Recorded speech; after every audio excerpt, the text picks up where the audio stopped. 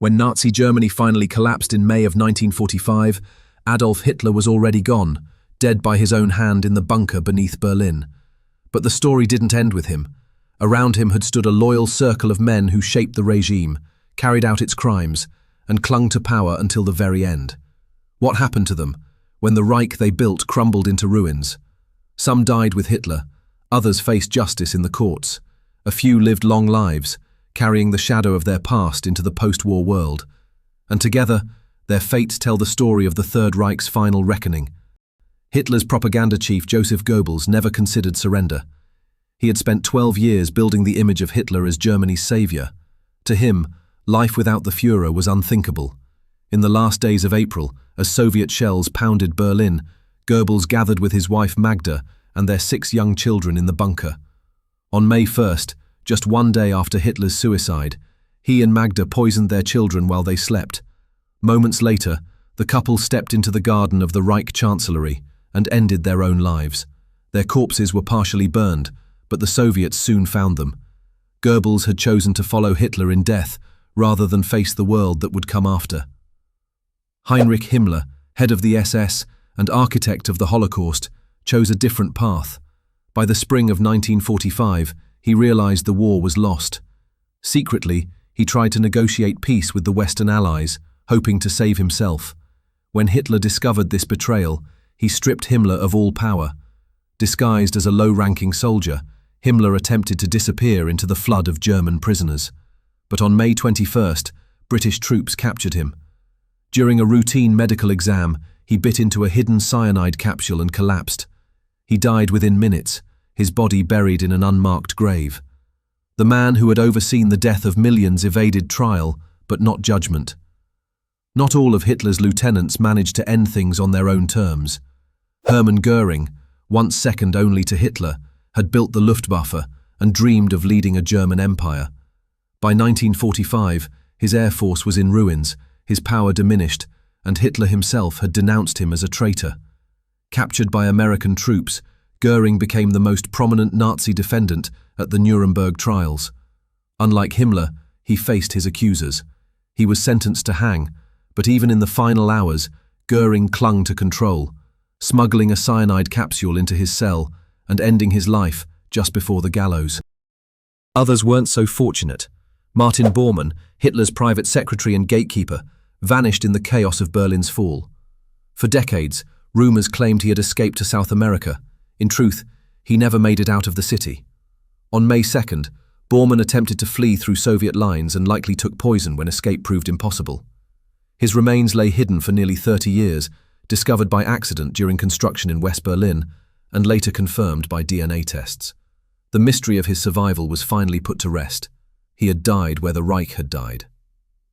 Yet not every member of Hitler's inner circle perished in 1945. Some lived long enough to reinvent themselves in the new world.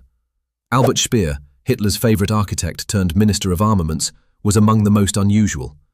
At Nuremberg, unlike his fellow defendants, Speer admitted moral responsibility for the crimes of the regime, though he denied direct involvement in the Holocaust. That admission likely spared him from the gallows. Instead, he received 20 years in Spandau prison.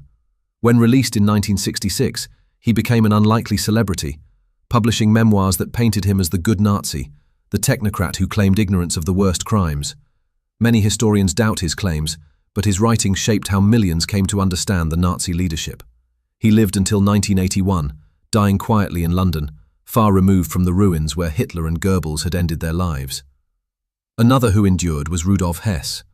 Once Hitler's deputy, Hess had shocked the world in 1941 when he flew solo to Scotland in a misguided attempt to broker peace with Britain.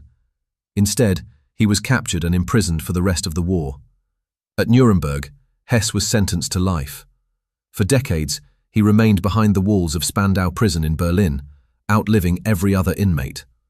By the 1980s, Hess was the last prisoner left in the massive complex, an old man alone in an institution built for hundreds. In 1987, at the age of 93, he was found dead, apparently by suicide. Whether by his own hand or not, his life ended as strangely as it had unfolded, a forgotten relic of Hitler's circle, lingering half a century after the regime's fall. Many of Hitler's military commanders did not escape so easily. Wilhelm Keitel, head of the armed forces, had signed countless criminal orders, including directives for the execution of Soviet prisoners and civilians. Alfred Jodl, his deputy, had overseen military operations with similar ruthlessness. Both men were captured, tried at Nuremberg, and condemned to hang. On October 16, 1946, they joined Göring, Ribbentrop, Rosenberg, and others on the gallows, military men who had bound themselves to Hitler's will and paid with their lives. Among them stood Ernst Kaltenbrunner, Himmler's successor as chief of the Reich Main Security Office. He was the highest-ranking SS officer captured alive, and his responsibility for the Gestapo, concentration camps, and extermination programs was undeniable. He claimed ignorance, but the evidence was overwhelming. He, too, swung from the gallows at Nuremberg. Yet not all who were condemned perished. Karl Dönitz, the admiral of the U-boat fleet, became Hitler's unlikely successor after the Führer's death. For 3 short weeks, he headed what came to be known as the Flensburg government, overseeing Germany's final surrender. At Nuremberg, he was sentenced to 10 years in prison, a lighter punishment than many expected. After serving his term, Dönitz retired to a quiet life in West Germany, writing memoirs and occasionally granting interviews until his death in 1980. Some figures revealed the bizarre range of Hitler's lieutenants. Julius Streicher, who had no military command but spewed venom through his newspaper Der Stürmer, was held accountable for inciting genocide with words alone. At Nuremberg, he shouted defiance until the end, executed for crimes against humanity. Baldur von Schirach, once leader of the Hitler Youth, admitted guilt, claimed remorse, and served 20 years in Spandau. And Hans Frank, the so-called Butcher of Poland, joined them on the scaffold for his role in the murder of millions. The net of justice, however, was imperfect. Some high-ranking Nazis vanished into the world's shadows. Networks of sympathizers helped many escape along secret rat lines, leading them to safe havens in South America or the Middle East. Adolf Eichmann, the bureaucrat who organized the Holocaust's machinery, fled to Argentina under a false name. For 15 years he lived unnoticed, until Israeli agents captured him in 1960 and brought him to trial in Jerusalem, where he was sentenced to death and hanged. Joseph Mengele, the infamous doctor of Auschwitz, escaped justice altogether, moving between Argentina, Paraguay, and Brazil until he drowned in 1979. For decades, the search for these fugitives kept the story of Hitler's circle alive. Survivors of Nazi persecution and their descendants pressed for justice, determined that no man should escape responsibility. Yet as the years passed, the circle grew smaller, not by trials and executions, but by age and mortality. By the end of the 20th century, nearly all of them were gone. Looking back, their fates fall into 3 groups. Some chose death the moment defeat was certain: Goebbels, Himmler, Bormann. Others were tried, condemned, and executed, like Göring, Keitel, and Ribbentrop, and a handful lived long after, shaping post-war memory or hiding from it: Speer, Dönitz, Hess, Eichmann, Mengele. Each story is different, but all share a common thread. Not one of them escaped the judgment of history. The men who once stood at Hitler's side did not build legacies of glory. They left only ruin, infamy, and a warning to the generations that followed. Because in the end, the story of Hitler's inner circle is not about power or loyalty or survival.